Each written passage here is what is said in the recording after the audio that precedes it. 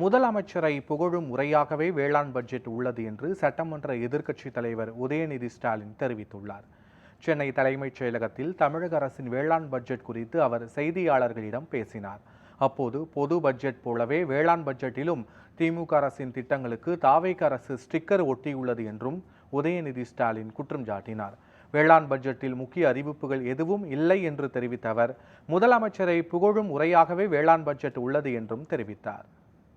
பேரை மாற்றி அதுக்கு முன்பு ஒரு வார்த்தையை மட்டும் சேர்த்து அவங்களுடைய கட்சியினுடைய பெயருடைய வார்த்தையை மட்டும் சேர்த்து புது திட்டம் போல சில திட்டங்களை அறிவிச்சிருக்கிறாங்க. எனவே இந்த பட்ஜெட்ல உருப்படியா எதுவுமே கிடையாது. குறிப்பா தேர்தல் வாக்குறுதியின் போது பெருக்கக்கூடிய முதலமைச்சர் சொன்ன முக்கியமான ஒரு வாக்குறுதி 5 ஏக்கர் வரைக்கும் நிலம் வச்சிருக்கக்கூடிய எல்லாருக்கும் முழு பயிர்க்கடன் தள்ளுபடி அப்படின்னு அனைத்து அவர் கலந்துகிட்டதே கொஞ்சம் கூட்டங்கள் தான். ஆனா அந்த எல்லா இடத்துலயும் இந்த வாக்குறுதியை சொல்லிதான் மக்களை ஏமாத்தினாரு.